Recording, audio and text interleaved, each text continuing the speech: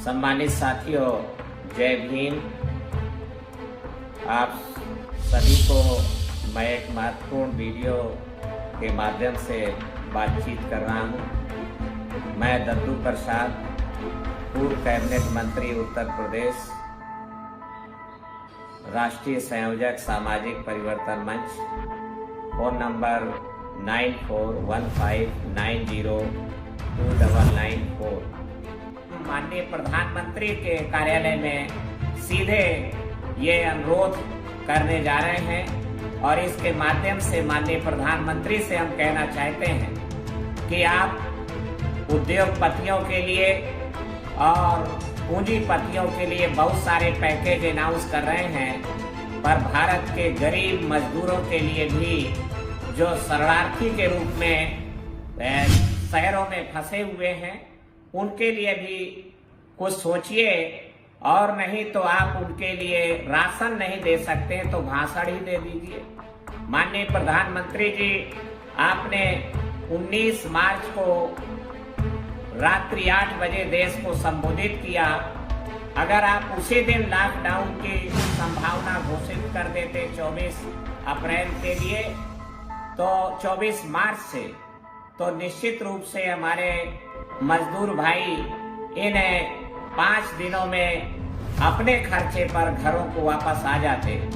पर आपने देश के साथ सस्पेंस रखने के आदी हैं, उसमें आपको एंजॉय मिलता है। जिस तरीके से आपने 8 नवंबर 2016 को अचानक नोटबंदी की घोषणा किया, उसी तरीके से आप सस्पेंस में रखते हुए पूर्व घोषणा नहीं किया और हमारे मजदूर भाई फंस गए और अभी भी वो फंसे हुए हैं। तो इसलिए मैं पुरजोर तरीके से माननीय प्रधानमंत्री से अपील करना चाहूंगा कि एक नई समस्या इस कोरोना महामारी के दौरान उजागर हुई है कि लगभग 15 करोड़ लोग गांव देहात छोड़कर सामाजिक अपमान, अन्याय, अत्याचार, आतंक और बेरोजगारी से दुखी होकर देश के बड़े शहरों में शरणार्थी के रूप में जीवन यापन कर रहे हैं। लगभग 7-8 करोड़ लोग वहीं पर सेटल हो गए हैं, घर द्वार मकान भी बना लिए हैं, छोटे छोटे घर भी बना लिए हैं, पर लगभग 8-10 करोड़ मजदूर अभी भी शरणार्थी के रूप में भारत के विभिन्न शहरों में हैं। तो वो अपने घरों को वापस आना चाहते हैं, चूंकि अपनों के बीच में आना चाहते हैं। उन्हें आप अगर भरोसे में लेते तो वो शायद आपके भरोसे पर रह करके और घर वापस आने की जिद नहीं करते। पर आपने 19 मार्च को देश को संबोधित किया, तब आपने मजदूरों की बात नहीं किया। 24 मार्च को आपने मजदूरों के लिए कोई संदेश नहीं कहा, आश्वासन नहीं दिया। इसके अलावा आपने मन की बात कार्यक्रम में भी देश को संदेश दिया, पर मजदूरों की बात नहीं किया, मजदूरों के विमर्श की बात नहीं किया। फिर जब मजदूरों की तरफ से आवाज आई तो मजबूरी में आपने 26 मार्च को 1,70,000 करोड़ रुपए का प्रधानमंत्री कल्याण योजना का पैकेज घोषित करने का काम किया, परंतु उसका आपकी वितरण प्रणाली में मजदूर विरोधी लोग बैठे हुए हैं, गरीब विरोधी लोग बैठे हुए हैं। भारत की ब्यूरोक्रेसी मजदूर विरोधी है। आप स्वयं एक चाय वाले का बेटा होने का दावा करते हैं और भारतीय रेल के बंद होने से लगभग 35 लाख रेल के रजिस्टर्ड और गैर रजिस्टर्ड मजदूर पिछले 1 महीने से बेरोजगार घूम रहे हैं और वो भी भुखमरी के शिकार हैं देश में। इसलिए आपको हम आह्वान करते हैं कि लॉकडाउन के बारे में 3 मई तक है, 3 मई के पहले आप मजदूरों को अपने घरों में वापस ले जाने के लिए प्रबंध करिए। आप दावा करते हैं कि खाद्यान्न का भंडार देश के साथ पर्याप्त संख्या में है।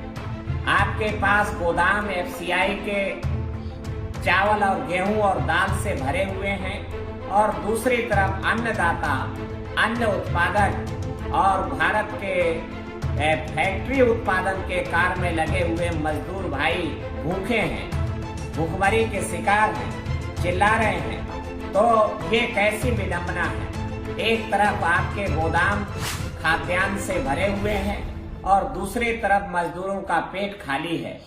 इसलिए कहीं और ये ग्लोबल दुनिया है, इंटरनेट के जमाने में और इस सोशल मीडिया ने अब अमेरिका को भारत के करीब ला दिया। एक तरफ अमेरिका में लॉकडाउन के उल्लंघन में उसके विरोध में लोग प्रदर्शन कर रहे हैं, तो कहीं ऐसा ना हो कि भारत के मजदूर जो अभी तक अनुशासित हैं वो खाद्यान्न के भंडारों की तरफ निकल पड़े, कूच कर दें।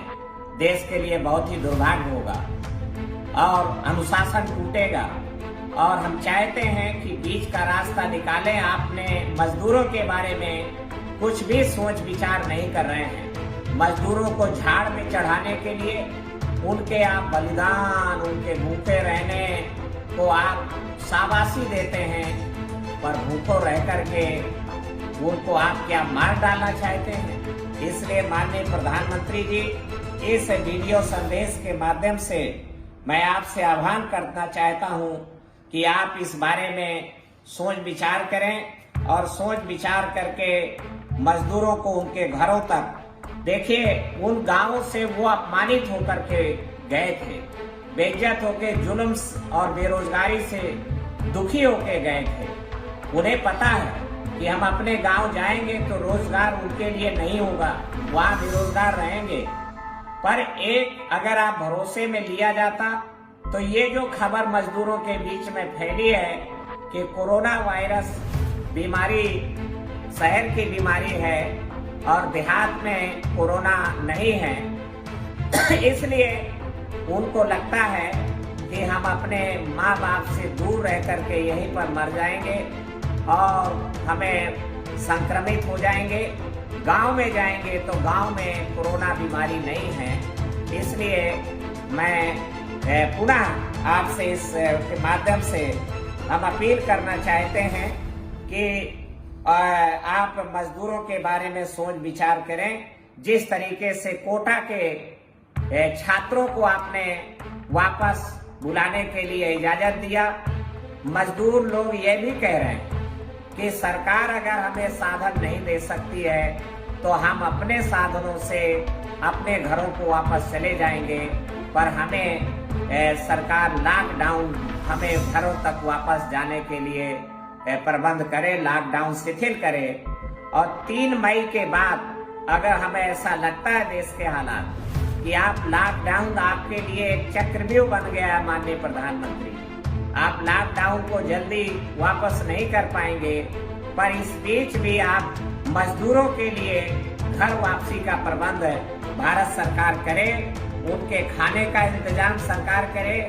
आखिरकार आप FCI के गोदाम, आपने खबर आई है कि आप चावल से सैनिटाइजर बनाने का इंतजाम करने जा रहे हैं। ये और ज्यादा दुखद है।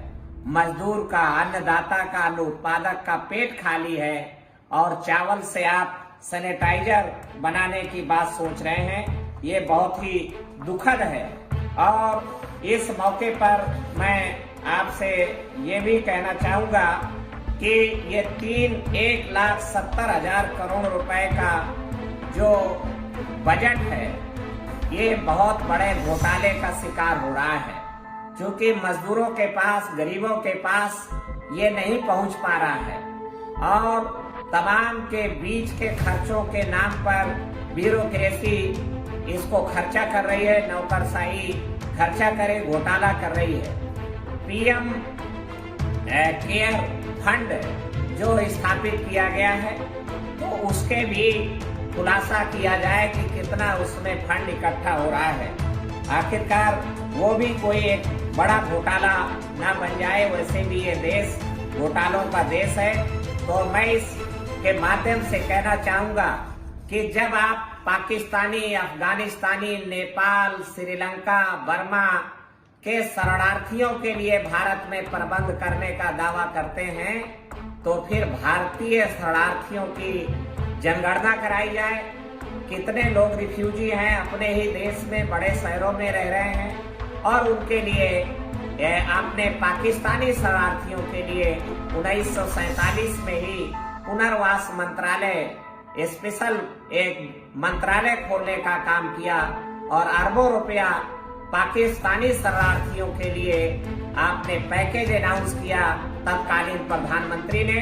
तो भारतीय शरणार्थियों के लिए भी भारत सरकार स्पेशल कार्य योजना, स्पेशल मिनिस्ट्री बनाने का काम करे और भारतीय शरणार्थियों को बसाने का, उनको सेटल करने का, उनको परमानेंट रोजगार देने का प्रबंध करने का सरकार काम करे। और अन्यथा अगर आप सरकार ने इस दिशा में कुछ नहीं सोचा तो ये माना जाएगा कि सरकार दोहरे मानदंड रखती है। अमीरों के लिए अलग प्लान है और गरीबों के लिए अलग प्लान है, और आने वाले चुनाव में यही गरीब आपको सबक सिखाने का काम करेंगे।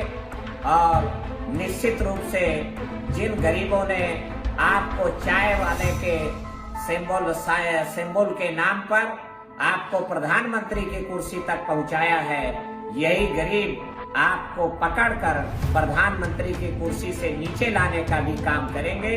तो मैं माननीय प्रधानमंत्री जी से पुनः कहना चाहूंगा कि मजदूरों के जहां पर हैं उनके खाने का इंतजाम करें, और साथ ही उनको घरों में वापस अपने गांव में अपनों के बीच में वापस लाने के लिए प्रबंध सरकार करे।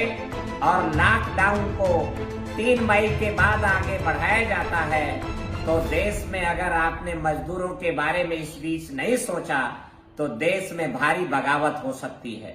मैं माननीय प्रधानमंत्री जी आपको धमका नहीं रहा हूँ, आपको सूचना दे रहा हूँ, तो इसलिए आप इस बारे में जरूर सोच विचार करेंगे और मजदूरों को उनके घरों तक वापस पहुंचाने का प्रबंध करेंगे। धन्यवाद। जय भीम, जय भारत।